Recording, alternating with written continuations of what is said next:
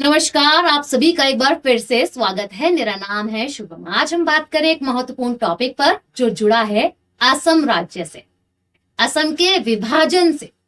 क्या ये विभाजन सच में होगा या फिर और कोई बात है?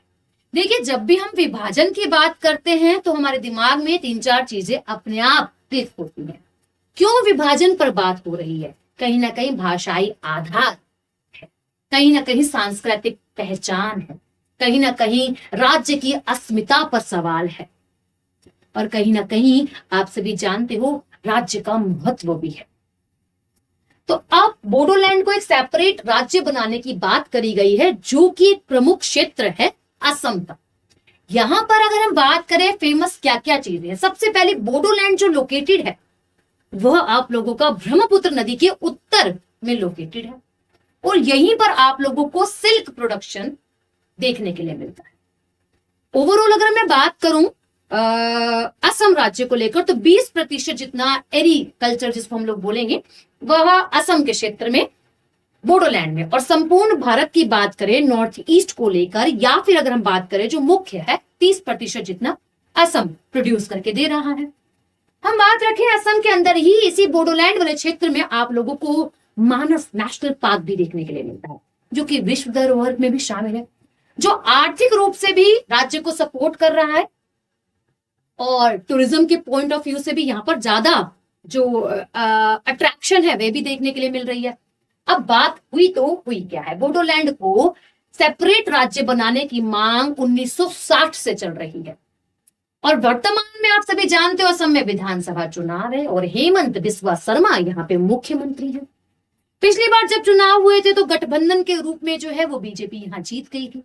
अब यहाँ पर फिर से चुनावों को लेकर अलग अलग पार्टी दल यहाँ पर अपना विचारधारा, अपने पॉइंट्स जो है, अपनी इंपॉर्टेंस जो है वो दिखाने में लगी है, और वही बोडोलैंड को लेकर अलग प्रदर्शन हो रहा है। अब बीजेएसएम डिमांड कर चुका है कि बोडोलैंड को आप सेपरेट राज्य बना दो, एसटी स्टेटस को भी ध्यान में रखते हो, और यहाँ पे मेजर 6 ट्राइब्स जो है वो रहती हैं। अच्छा, अब इस तरीके से प्रदर्शन जो है वो बोडोलैंड के अंदर आप लोगों को देखने के लिए मिल रहा है। कह रहे हैं कि आप इसको सेपरेट राज्य बनाओ।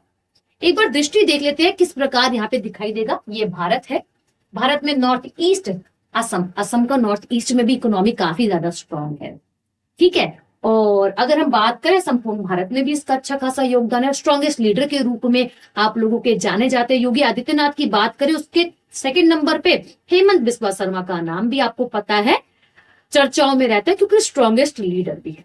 ओके, अब असम की बात करी जाए तो असम में इस वाले क्षेत्र, जो आपको लाल वाला क्षेत्र दिखाई दे रहा है ना, यहीं पर आप लोगों की ब्रह्मपुत्र रिवर फ्लो करती है। इसके ऊपर यानी कि रेड वाला क्षेत्र मुख्य रूप से बोडोलैंड है।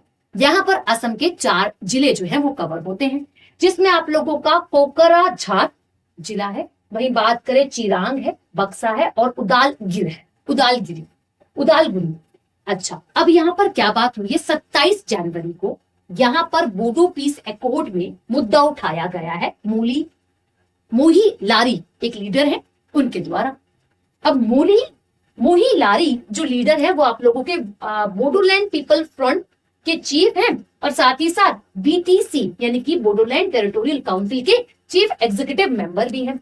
इन्होंने बोला है जो डिमांड 2020 में रखी गई थी हमारे द्वारा, मुद्दा तो 60 से चल रहा है, बट चीजें सरकार द्वारा बोली गई थी कि जो आपने बोली है वो समय समय पर पूरी हो जाएंगी, समय के साथ वो उस पर कोई एक्शन नहीं लिया गया। इन्होंने इसलिए दोबारा से मुद्दा जो है वो उठा लिया है, कहा है कि इसको एक अलग राज्य जो है वो बना दिया जाए। अच्छा, यहाँ पे थोड़ी सी बात कर लेते हैं। बोडोलैंड पीपल्स फ्रंट के नेता जो हमारे हो जाते हैं अग्रामा मोही लारी, इन्होंने क्या बात करी है, इन्होंने बोला है कि जो चीजें लागू नहीं हुई थी अब उनको जल्द ही लागू करें। हम सरकार से यानी कि असम सरकार से और केंद्र सरकार से दोनों से बातचीत का कदम जो है अब उठाने वाले हैं, ठीक है, सेपरेट राज्य को लेकर, कल्चर को लेकर, पहचान को लेकर, जैसे हमने भी बात की रखी। अच्छा, बोडोलैंड पीपल्स फ्रंट के नेता जो है आप लोगों के, और साथ ही साथ बीटीसी के भी प्रमुख जो है आप लोगों के मोही लारी, इनकी तस्वीर ये लगी है। अब बात है क्या, बोडो की बात करें तो बोडो ट्राइब आप लोगों को असम में देखने के लिए मिलती है। एक बागुरुम्बा नृत्य भी है गाइस, काफी ज्यादा फेमस। अभी कुछ समय पहले 10,000 बोडो ट्राइब के पीपल्स द्वारा डांस किया गया था, वहीं पीएम मोदी द्वारा काफी ज्यादा प्रशंसा भी करी गई थी। ठीक है, अच्छा अब है क्या, ये जातीय भाषा को लेकर समुदाय जो है बोडो जनजाति जो है वो आ जाती है, जो उत्तर पूर्व भारत में आपको देखने के लिए मिलती है।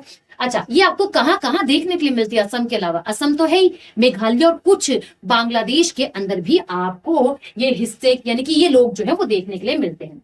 अगर हम बात करें बोडो भाषा को लेकर तो ये तिब्बतियन और तिब्बतियन बर्मा परिवार से जो है वो संबंध रखते हैं।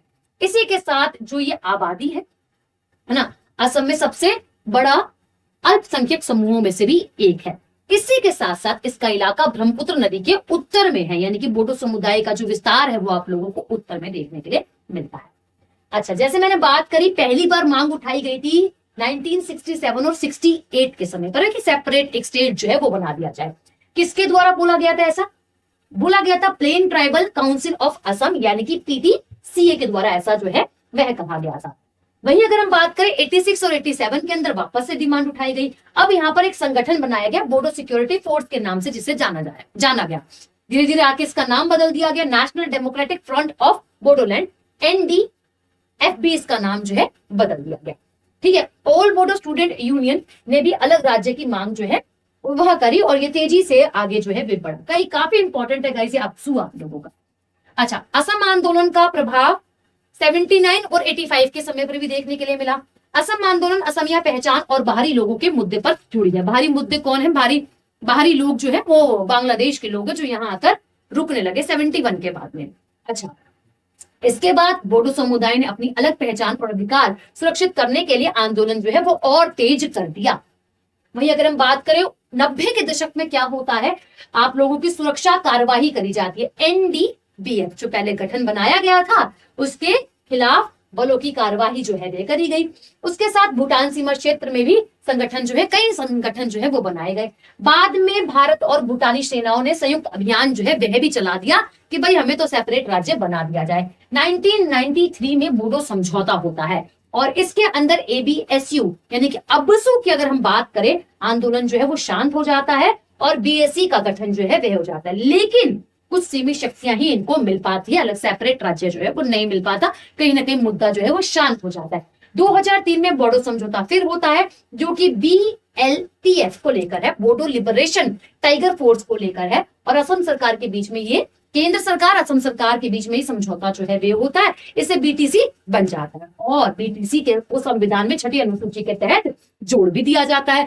अब यहाँ पर क्या चीजें हैं? अब यहाँ पर है कि 20 का तृतीय बोडो समझौते को लेकर जो है वो बातचीत उठाई गई है कि केंद्र सरकार, असम सरकार और NDFB 4 गुटों के बीच में त्रिपक्षीय समझौता जो है वह हुआ था और BTAD का नाम बदलकर बोडोलैंड टेरिटोरियल रीजन जो है वह रख दिया गया।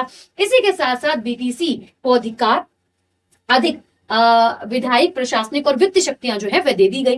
इसी के साथ साथ आत्मसमर्पण करने वाले NDFB कमांडरों को भी आप लोगों का पुनर्वास का प्रावधान जो है वो दिया गया। 1500 करोड़ का विशेष पैकेज भी जो है, विकास पैकेज जो है वे भी दिया गया। कहने का मतलब ये है कि वापस से अब डिमांड जो है वो उठ रही है, क्योंकि ये सारी चीजें हुई नहीं है। अगर चीजें नहीं हो पाएंगी समय के साथ तो फिर यहाँ पर आंदोलन भी उठ सकता है, क्योंकि अभी फिलहाल में शांति से प्रदर्शन हो रहा है। जब डिमांड्स नहीं सुनी जाती, एक लंबे समय से बात जो है वह हो रही है, तो उसको लेकर हम देखते ही हैं। जैसे मणिपुर के अंदर रिजर्वेशन सिस्टम को लेकर, वहीं अगर हम उसी के साथ साथ अगर हम बात करें मेइतेई कुकी ट्राइब को लेकर जो है चीजें चल ही रही है। 2023 से तो काफी ज्यादा आक्रोश पर चीजें आ चुकी हैं, बीच में शांत हुई थी, बट फिर से कहीं ना कहीं मामला जो है वह उजागर हो रहा है।